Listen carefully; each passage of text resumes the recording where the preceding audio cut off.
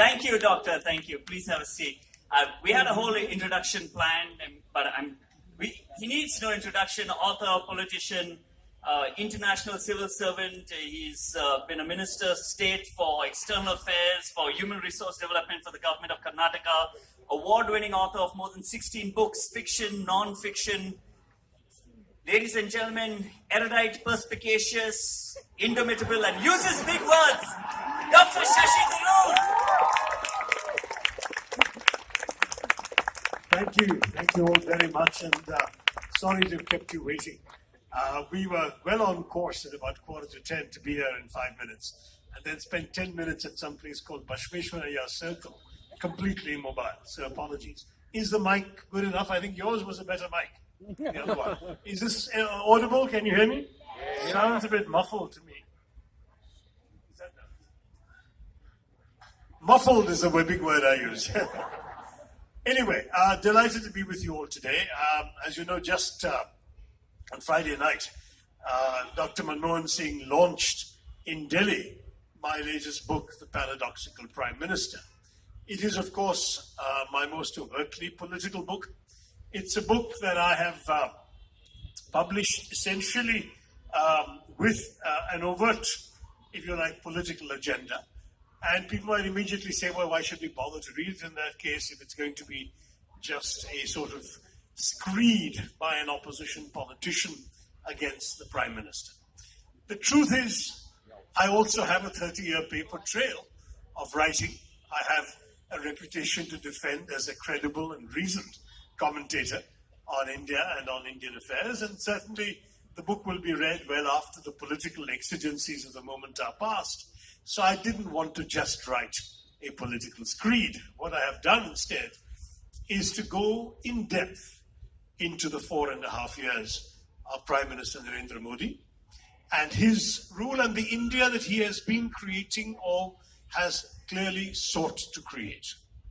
Now, what I've tried to do in this is, at the very beginning, I acknowledge that I was criticized in the middle of 2014 for having appeared to give Prime Minister Modi the benefit of the doubt, in the sense that I welcomed some of his statements immediately after his election, particularly the first week or so. He made a series of speeches that were extremely conciliatory and inclusive in tone, spoke of Sabka Saath, Sabka Vikas, spoke of being a Prime Minister for all Indians.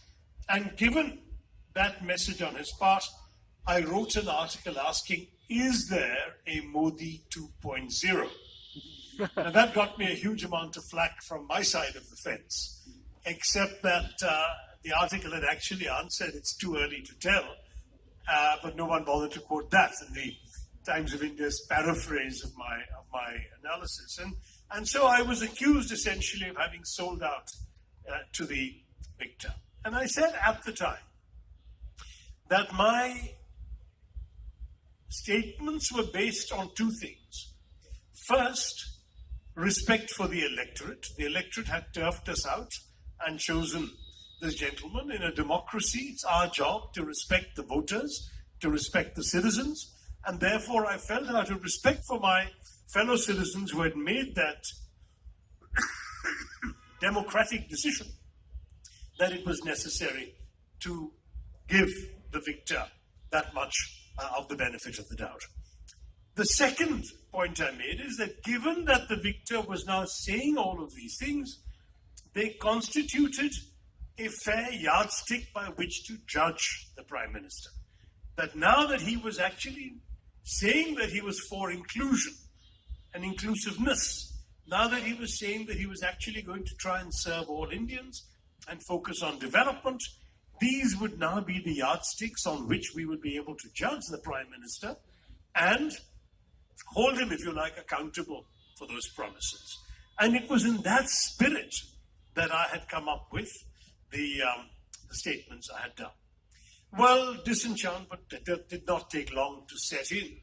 In fact, very shortly after the election of Mr. Modi and the swearing in of Mr. Modi, we had the shocking killing of a young Pune techie who just happened to be Muslim. He'd come out of a mosque wearing a skull cap and a beard, and he ran into a bunch of goons calling themselves the Hindu Sena, who felt newly empowered and were looking for a Muslim to bash up. And with their hockey sticks and other weapons, they managed to kill this young boy for no fault of his own but his own faith. And at that point, I was still briefly, as you know, a spokesman of the Congress Party at that time, and I publicly called on the Prime Minister to repudiate and condemn what had happened. I called on the Prime Minister to say that this is not what his election was about, that he did not want anyone feeling emboldened or empowered by his victory to go on a spree of Muslim bashing, and that this was not only condemnable, but condign action would be taken and no future such incident would be tolerated. It seemed a very reasonable thing to demand of a Prime Minister, but instead we got complete silence from the Prime Minister and from all agencies of government. And when repeatedly pressed, all the government would say was that law and order is a state subject, it's not our problem. Whereas it would have been a great opportunity to convey very clearly that inclusiveness actually was meant to be taken seriously. From then onwards, it went downhill, and in the end of 2014, 6 months after Mr. Modi had come to power, I published a collection of essays called India Shastra. And in the introductory essay, I said, there is this serious contradiction at the heart of Mr. Modi's prime ministership, that he is saying all these very liberal things, this language of inclusion, but, I said, he seems to be resting for political support on the most illiberal elements in Indian society. And that contradiction not just troubles me, I said, in the seeds of this contradiction may lie the seeds of his own future failure. Now, this is printed in December 2014. So I was able to begin this book with the words, "I told you so." Because it seems in many ways that he had spent 4.5 years essentially proving me right. And what I've tried to do, the book consists of 5 sections. The first 86 pages are a sort of, I suppose you could call it a biography. I prefer to call it a profile of the man, culled principally from secondary sources, including his own authorized biography as well as journalistic articles about him, but also my own observations and my very occasional encounters with him. I, in fact, begin it with the very first time I met him, quite by accident, when he was still Chief Minister of Gujarat, when I was not in politics.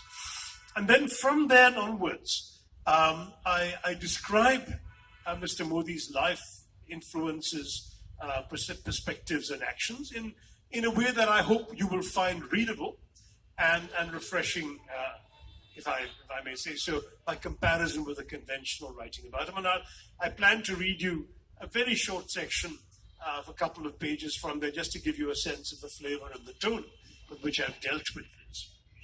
Then I analyze the Modi regime, as it were, in 4 sections.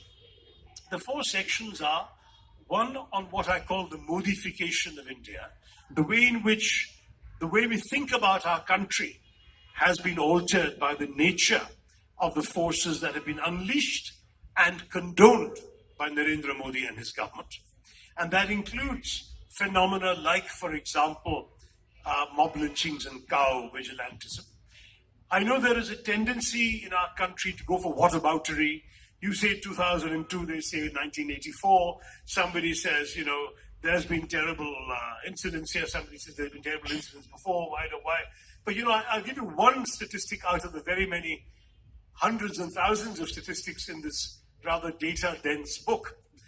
And one statistic is that according to the present government's Home Ministry figures, of all the incidents of cow vigilantism, violence linked to cow protection, that have occurred in the 70-year history of independent India, 97% of those incidents have happened in the last 4 years. Now, when you realize that is how bad things have become, you realize there is a qualitative as well as a measurably quantitative difference between sort of the old India and the new India that Mr. Modi likes to claim he's creating. And this modification is analyzed in several chapters. The next section is on government and governance and how that's been functioning. You remember Mr. Modi's slogan, minimum government, maximum governance. We've seen the opposite, I'm sorry to say.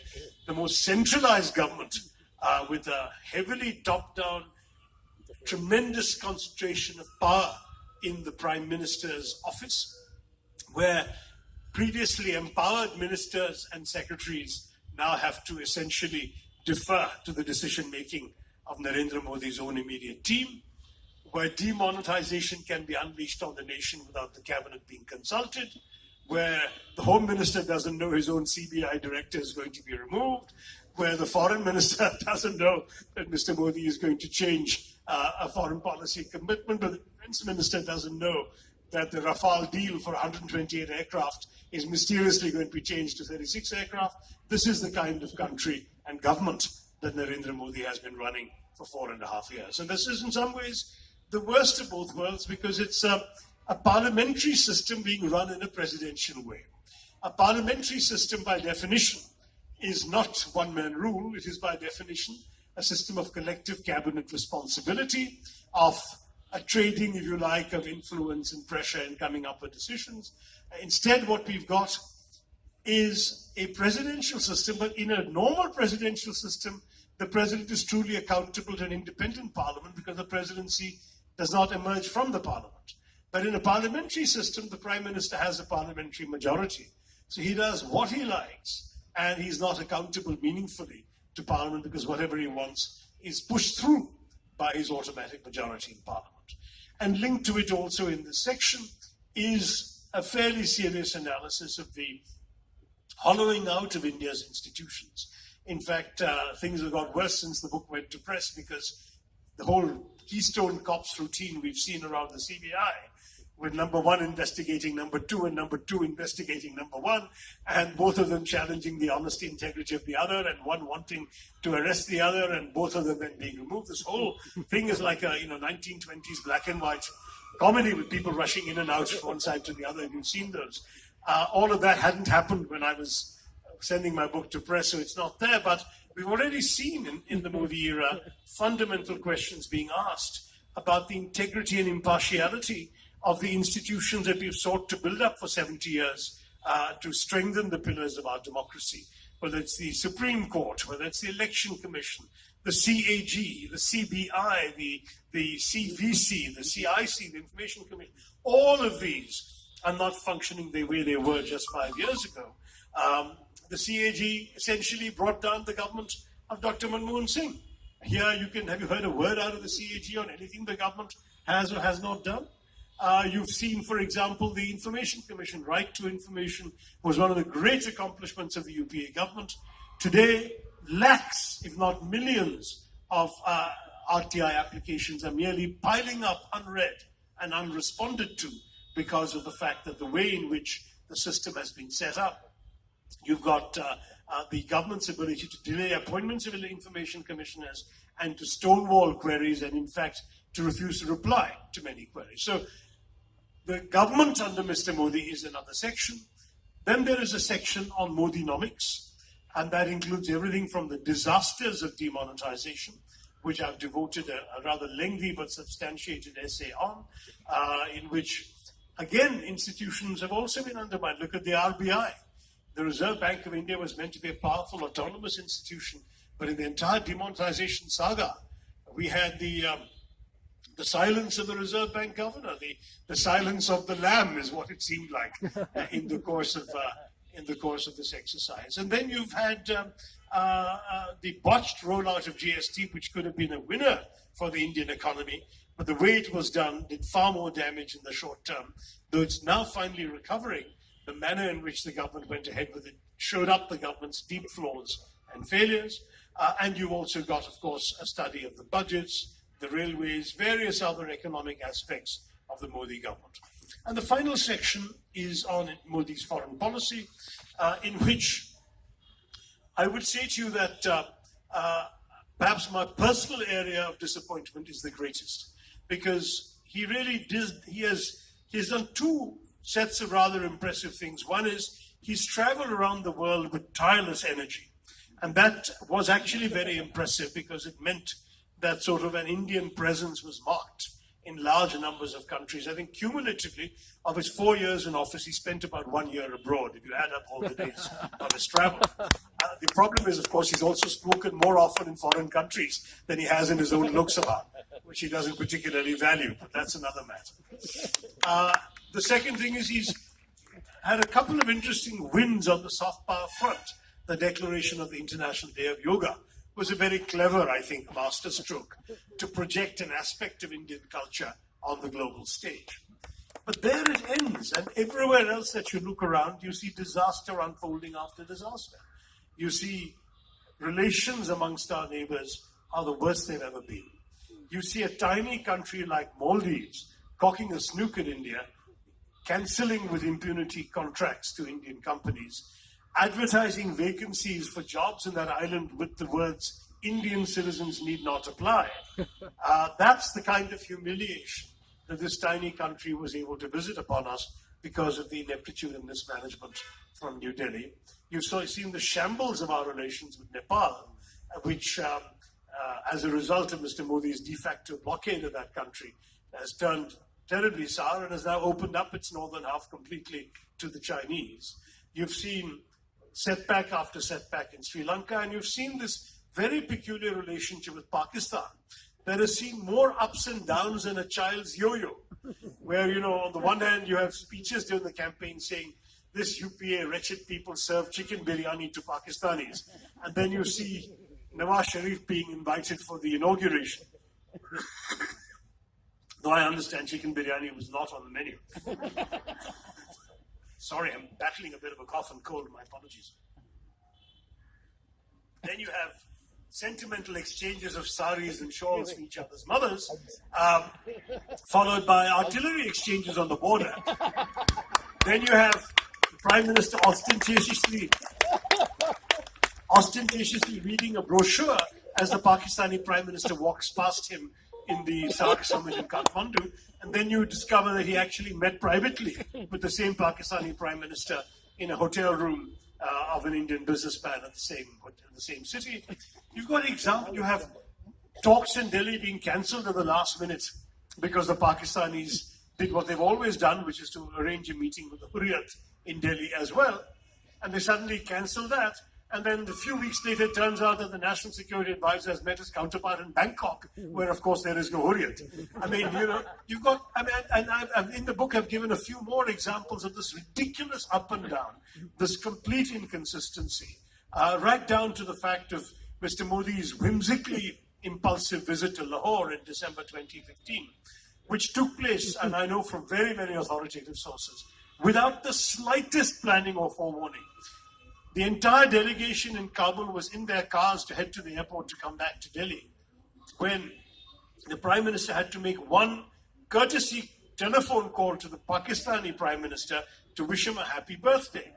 And in making that call, it seems the Prime Minister said, why don't you come and join the celebration, because my granddaughter is also getting married on the same day. It'll be a big family occasion. And our Prime Minister literally, impulsively, without having consulted a soul, says yes. With the result that he gives an instruction, we're now changing our route, we're flying from Kabul to Lahore instead.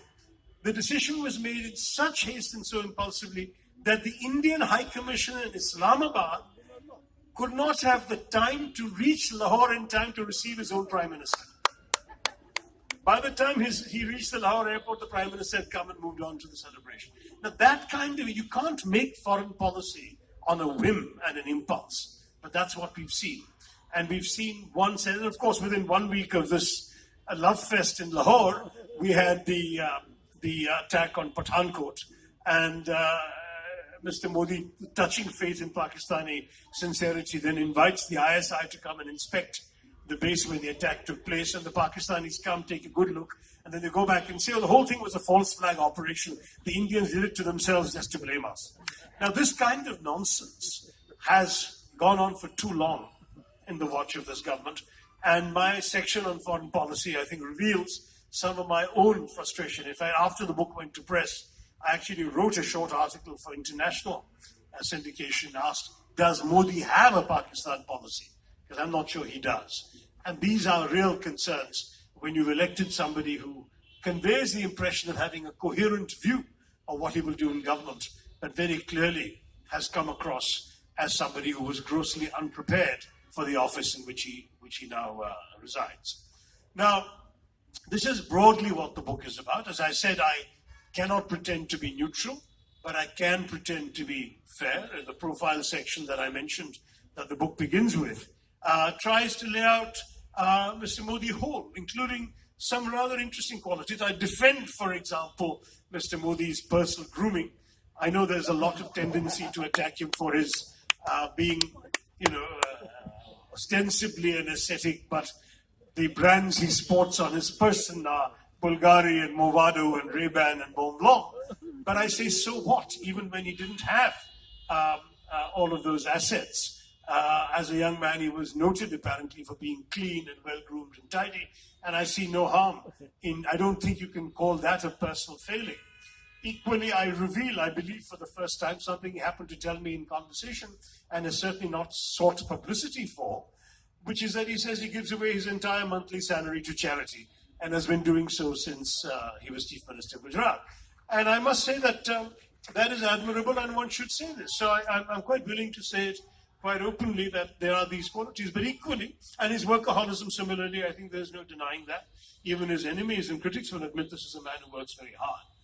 But then the question comes up, to what end and to whose benefit? And those are legitimate questions which the book obviously asks in some detail.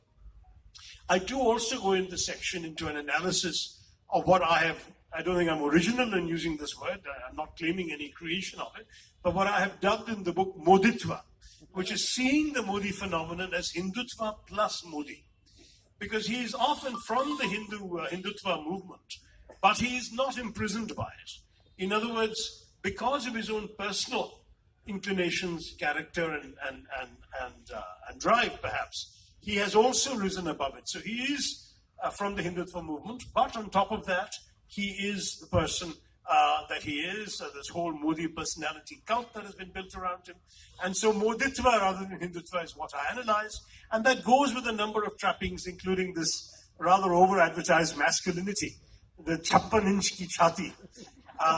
Apparently, BJP spokesman foolishly went on telling everybody the number had to be taken literally. And then when a university wanted to stitch a bangala for a convocation he was addressing, it turned out the actual measurement was 6 inches less, which may well be a metaphor for the entire set of claims that accompany, unfortunately. So there's a lot in the book that you will not necessarily have found elsewhere. I'm going to just to illustrate, because obviously this is a literary festival and not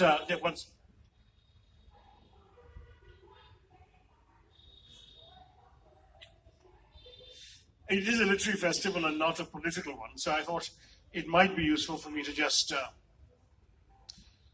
share with you a passage or two, a couple of pages that will give you a sense of the way in which one describes some of these things. For example, Mr. Modi's, there we are. Mr. Modi has been extremely effective, as you know, in the marketing of his image. And I think this is actually part of one of the strengths of Modi and of Moditva. So here's a couple of pages from the book. A key part of his public appeal, here I'm talking about 2012-13, in the lead up to his anointing as the BJP's prime ministerial candidate. A key part of his public appeal was his decision to bypass the mainstream media, which he felt had been unfair to him in and since 2002, in favor of reaching out directly to the public on social media. His Twitter account became a key vehicle of his messaging. In the interest of full disclosure, I should say, with due immodesty, that I had anticipated him in this regard, but he eclipsed me on 4th July 2013 as the country's most followed politician on Twitter and multiplied his lead several times soon thereafter. He is now the third most followed current world leader on Twitter after US President Donald Trump and Pope Francis, with over 43 million followers. In addition to his Twitter page, Narendra Modi, or perhaps more accurately, his personal social media cell, ran a Facebook page, a YouTube channel, a LinkedIn account, and also posted widely on other social media, including, when they became popular, Pinterest, Instagram, and Tumblr. Not Tinder, unfortunately, but that's not. Both through his choice of medium and the nature of his posts on these social media services, Mr. Modi projected a compelling picture of himself to the world. His photograph showed a modern, hands-on man of action, laptop at the ready, financial newspaper in hand, or wielding a DSLR camera. Other images portrayed a cosmopolitan sophisticate. There was Mr. Modi reading an Obama biography, Mr. Modi in a tracksuit, Mr. Modi sporting a cowboy hat. These social media images were a vital part of a larger branding exercise designed to achieve the visual reimagining of Narendra Modi.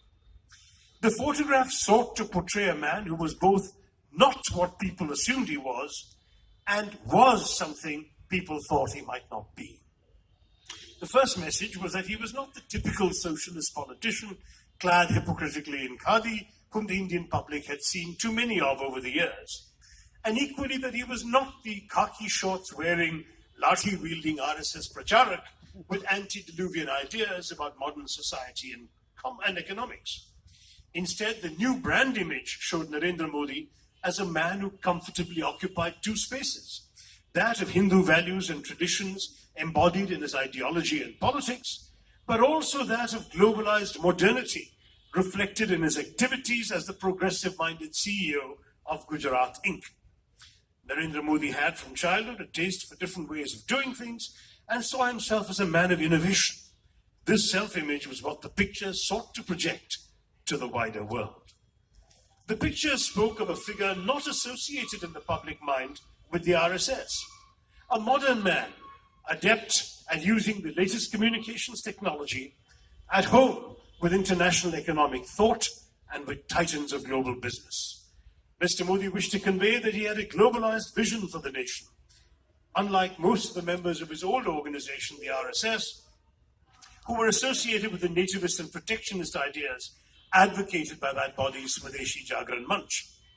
As Mr. Modi declared in an address to the Sri Ram College of Commerce in Delhi in 2007, in a metaphor he was to use 7 years later as PM in a memorable address in Madison Square Garden, Indians in the past had been known as snake charmers, but Indian youth in the future were moving from the snake to charming the mouse, the latter, of course, attached to a computer. This reinvention of the right-wing project by Narendra Modi and its propagation by social media did a number of things at once. It challenged the conventional wisdom about his and the RSS's politics and economics.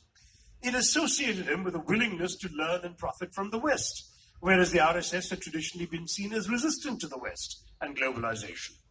It identified him with young India's aspirations for modernity. In the process, it allowed Narendra Modi to change the public perception of the party he sought to lead. It helped, of course, that much of the target audience were young people, first-time voters, Facebook and Twitter users, hailing from a generation that had grown up with little memory of the 2002 riots. It's a startling fact that half of India's population is under 25. And so, the oldest of the youths voting for the first time in the 2019 elections would have been barely 6 years old when that tragedy occurred.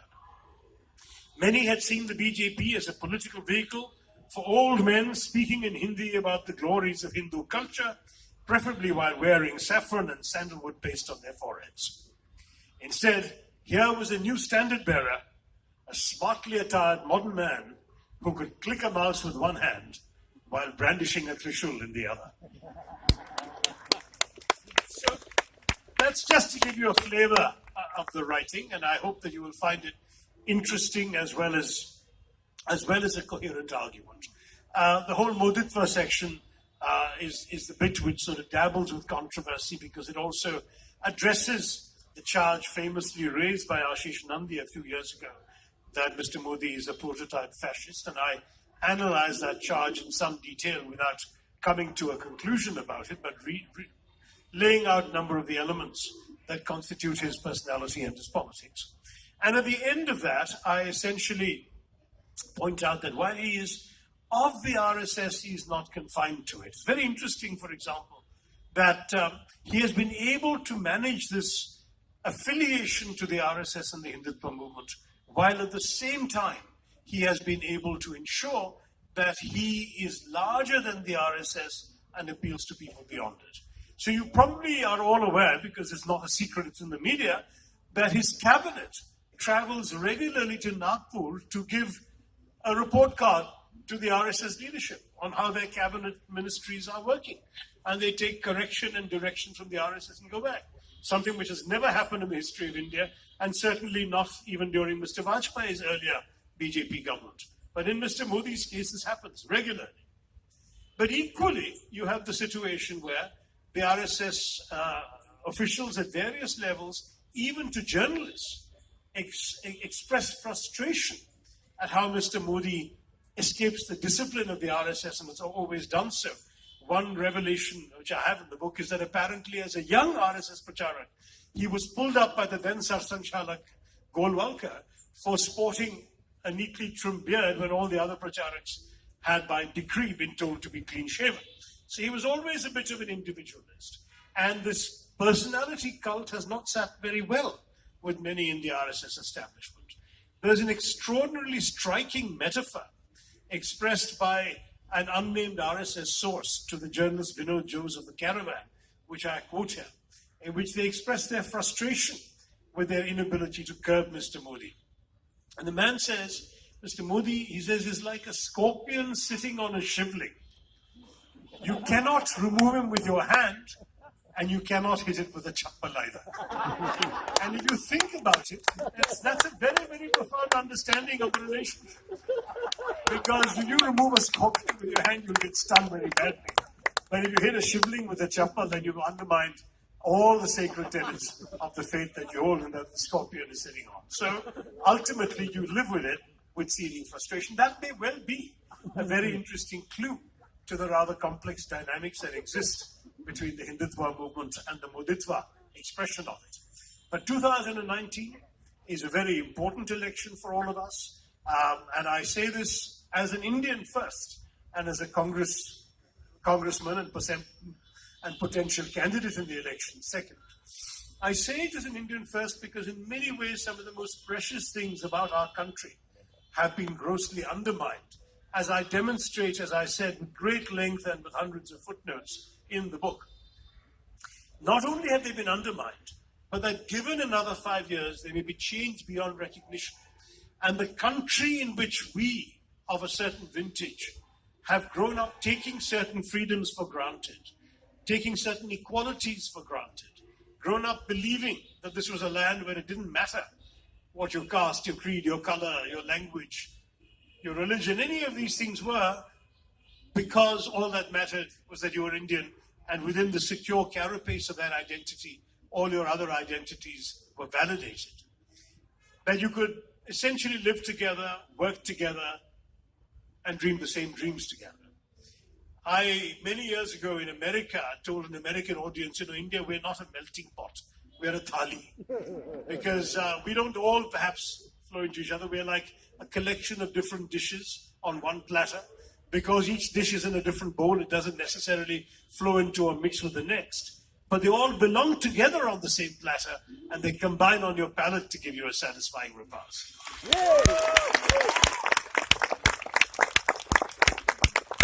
That is the Indian thali, but sadly, we seem to have a regime which wants to kick a number of those dishes off that thali, that wants to reduce everything to one uniform, bland, seamless, Hindutva-made khichdi. And I think that in the process, we would lose something very precious about what we are as a country and what we've sought to become in the course of the last 70 years, which is why I believe Narendra Modi and his India need to be stopped. I'll be happy to take a couple of questions. Thank you very much. Wow. That's a very powerful point to stop on, sir. We have very little time. I think we have one volunteer with a mic. Yes. I think Sir has been waiting for a question since yesterday. From yesterday, he shouted at me, and I had to run to my car because he's bigger than me. He also said that he's ex-army. No one messes with the army. National Air Force. Unfortunately, Mr. Modi has been messing with the Air Force. Have you heard of the Rafale scam? Dr. Shashi Tharoor never missing an opportunity. Well, I get it from my former NDA coursemate, the facts, the former Chief Air Chief Marshal Brown. So we have our own views on the whole thing. So we have very little time, sir. A quick question, please. Dr. Tharoor, I first want to tell you, apart from your D. Montfort, Bishop Cotton's Philip is a great friend of mine, as is your friend. I'm beginning to regret giving you the mic, sir. Your question. No. My question is, you have in your book, your wonderful book, and I've read some of them, the root causes of this drift, in my view, have not been, like you start with Hegdewar in 1926, how it has gone down, and the original concept of character building, what was his vision in creating the RSS, is floundered because of these sub-fringe organizations which have come, which have no clue of Hinduism, they have no clue of partition and the geopolitical aspects of how Churchill created it, and something is drastically wrong, and I have been a chief guest also at an RSS school and spoken my mind. Is there a question, sir? My question is, I would like him to highlight these aspects of the drift from the fringe do you want to elements. respond to that? Thank you, sir. Right, sir. Well, I've done so in some greater detail in my previous book, Why I'm a Hindu, where I have an entire section on the Hindutva movement, the ideology of Hindutva going back to Savarkar, Hegdewar, and Golwalkar. In this book, because it's focused very much on contemporary India, the background history is not so much there. But I would urge you to read both books together. You'll find some overlaps. All right. I'm really sorry. We have a fantastic session. We've got so much happening at the Naleba stage and the Ajasmadi stage. We've got the children's venue. And for those of you who would like to have questions or get books signed, all the books are available. And Dr. Shashi Tharoor has kindly said that he will make himself available for a signing. I think we still have a few minutes more, right? Because since we did start a bit late, why don't we... You can never say no to a standing MP. I tell you what, come in front, sir, and use my mic. One question, Doctor, please. We have a long day ahead of us. Yes, sir. And one from a lady as well, in the interest of gender balance. Yes, sir. You spoke.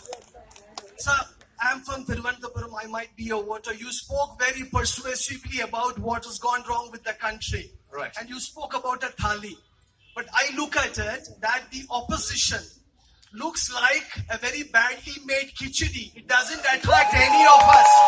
Despite all the mistakes which have been done, what persuades us to vote for the Mayavatis and the Akhileshas and the Rahul Gandhis? Why should we vote for you, sir?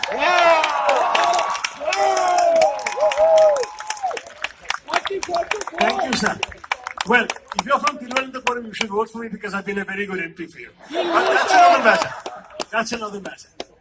I want to give you your grandmother's advice. When you are sick, take khichdi. Because our country has sadly been reduced to very grave illness in the last 4.5 years. And you need a help-giving khichdi. There is a very interesting article by Shekhar Gupta which is going around the net in the last couple of days, which makes the argument that the biggest progress in this country has occurred under coalition governments. The liberalization of Narasimha Rao's minority government, the dream budget of Chidambaram's Devagowda government, the extraordinary reforms that took place under Manmohan Singh as Prime Minister in UPA 1, the NDA's own building of the Golden Quadrilateral and Sarva Shiksha Abhiyan. So every coalition government has done better than the single party majorities enjoyed by, for example, Narendra Modi in the last 4.5 years. So judged by results, you keep saying, this country, there is a tendency to say there is no alternative. But the fact is we don't have a presidential system. Even those who go wanting Mr. Modi to be Prime Minister and vote for a BJP MP they don't like may end up with their BJP MP but may not get Mr. Modi because the votes, the seats BJP gets may be so low that they may have to find another leader to form a coalition. So because we don't have a presidential system, no one is directly voting for a Prime Minister. The only ones who can vote for Mr. Modi are the ones in his constituency. You have to understand that it's a choice between what we've seen for 4.5 years, one-man rule, the hero on the white stallion with the upraised sword who says, I know all the answers, I will solve all your problems, and has not solved a single one, has created problems we never had like demonetization. All right. Versus what you call the khichdi of a collection of leaders who come and say, we don't have all the answers, but we know you have questions. We will work with you, and with a collection of experienced, able, qualified, and deep bench of leaders who will solve your problems with you. All right. That's the alternative. One last question by request, ma'am, representing women and long distance travelers. Mr. Tharoor, you've been so beautifully articulate and succinct in what you said. Do you, as an author, expect to be crucified? Better than being thrown into the fire just yet. But no, I think jokes apart. Many have asked me. I've been giving a clutch of interviews around this book for the last 2 days, and everyone says, this government has been going after you so nastily. There is even a case against me, a completely preposterous case alleging abetment of the suicide of my wife. But my wife did not commit suicide, and there is absolutely no proof that she did. How can you now write a book that actually lays down a clear-cut challenge to the authorities? And I said, if you have a clear conscience and faith in your own integrity, you have to demonstrate that you will not be intimidated. So they may try and crucify. I have very little reason to doubt that various unfair things have been flung at me, and more will be flung at me, particularly in the next 6 months leading up to the elections.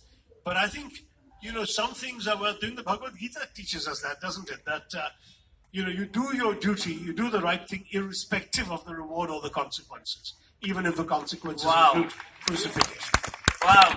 Thank you so much for your time, Dr. Shashi Tharoor. Ladies and gentlemen, Dr. Shashi Tharoor will be available for book signing at the bookstore.